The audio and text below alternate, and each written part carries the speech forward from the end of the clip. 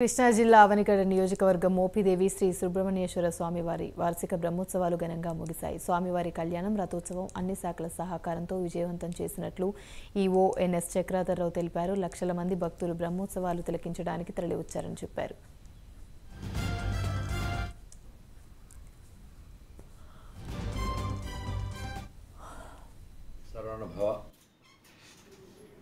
మోపిదేవి గ్రామంలో వేంచేస్తున్న స్వయంభూ వల్లి దేవసేన సమేత సుబ్రహ్మణ్యేశ్వర స్వామివారి బ్రహ్మోత్సవాల్లో భాగంగా వార్షిక కళ్యాణోత్సవాల్లో మరి ఈరోజు పరిసమాప్తమైంది. మరి ఈ సాయంకాలం జరిగే శ్రీ పుష్పయోగోత్సవ కార్యక్రమంతో మరి నిర్విఘ్నంగా ఈ పాంచానిక దీక్ష అనేది స్వామివారికి పూర్తవడం జరిగింది.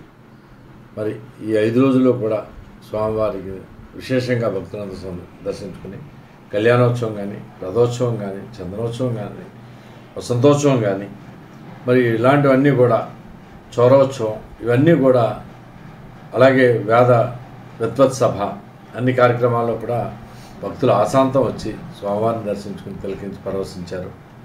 మరి ఈ యొక్క కార్యక్రమాలని సంపూర్ణంగా సహకరించిన అన్ని విభాగాల వారికి పోలీస్, రెవెన్యూ, హెల్త్, ఫైర్ అందరికీ కూడా ప్రత్యేక కృతజ్ఞతలు.